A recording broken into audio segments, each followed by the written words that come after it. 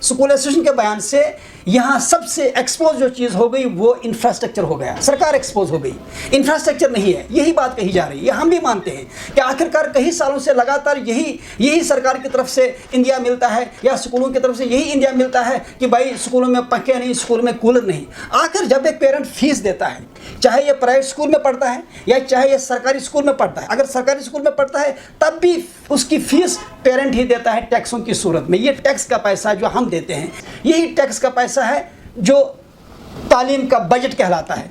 अगर private school है तो पेरेंट फीस देते हैं, ठीक बात है। अगर पेरेंट फीस देता है, बच्चा फीस देता है, तो क्या वजह है कि उसको वो फैसिलिटी नहीं है? आखिरकार हम कितने साल तक यही कहते रहेंगे कि फैसिलिटीज़ नहीं, इस पर गौर करने की ज़रूरत है। जो भी स्कूल एसोसिएशन की तरफ से बयान आता है वो हवाई बयान नहीं होता है, उसके पीछे बाकायदा तौर पे फीडबैक होता है। पेरेंट्स से फीडबैक लिया जाता है, टीचर से फीडबैक लिया जाता है, खुद एक्सपर्ट से पूछा जाता है, उसके बाद हर एक से सलाह मशवरा करके जो भी हम उस पर अपना इजहार ख्याल करते हैं या बयान देते हैं, उसका बुनियादी मकसद ये होता है कि सरकार के सामने अगर एक इशू है उसका दूसरा पहलू भी रखें।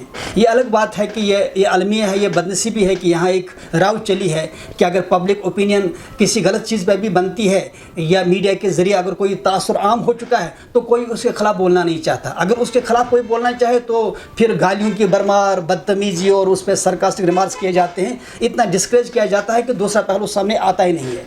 देखिए, ये गर्मी यहाँ ही नहीं है, ये एक ग्लोबल फिनोमेना है। और उसके साथ आप देख लीजिए दिल्ली या दूसरे रियासतों को आप देख लीजिए, बच्चे सुबह सवेरे कितने बजे स्कूल जाते हैं।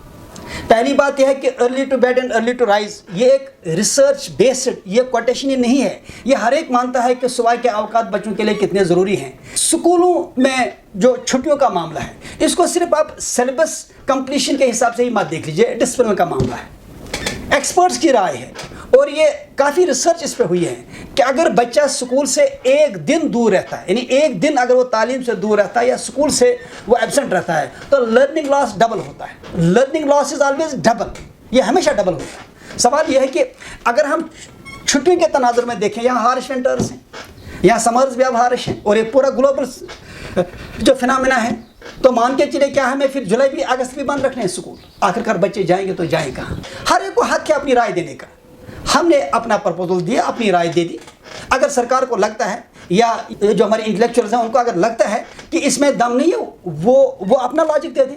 सरकार की पॉलिसीज़ हम बार बार कहते हैं लॉजिक ड्रिवन होनी चाहिए, एविडेंस बेस्ड होनी चाहिए, डेटा बेस्ड होनी चाहिए। हमारी बदनसीबी ये है कि सरकार के पास डाटा होता नहीं, एविडेंस को पसे पुश रखा जाता है, बस मीडिया परसेप्शन, मीडिया कैंपेन और जो ओवरऑल परसेप्शन बनता है, नैरेटिव खड़ा होता है, उस हिसाब से सरकारी पॉलिसी बनती है। आज तक जितने भी एजुकेशन के ताल्लुक से एक्ट पास हुए हैं उसमें स्टेक होल्डर्स को ऑन बोर्ड नहीं लिया गया है। उसमें जितने भी फैसले हुए हैं वो या तो कंट्राडिक्टरी हैं या तो अक्सर फैसले उसमें ऐसे जिसमें कोई लॉजिक ही नहीं है। जो आज बहुत हंगामा कर रहे हैं कि छुट्टियाँ एक्सटेंड होनी चाहिए, लिटरेसी रेट 10% डाउन हो चुकी है, उस पर बात क्यों नहीं हो रही है? 1 लाख से ज़्यादा बच्चे आउट ऑफ स्कूल्स हैं, उस पर बात नहीं हो रही है। ड्रग्स में हमारे बच्चे मुब्तला हैं और आप देखिए इन्हीं दिनों कितना इंडिसिप्लिन है कि कहीं नदी नालों में कहीं बच्चों की जाने तक भी गई। हम इसी वजह से कहते हैं कि स्कूल एक डिसिप्लिन है। स्कूल में एक बच्चे के लर्निंग आउटकम के साथ साथ उसकी एक नशोनुमा होती है, डेवलपमेंट होती है, होलिस्टिक डेवलपमेंट होती है।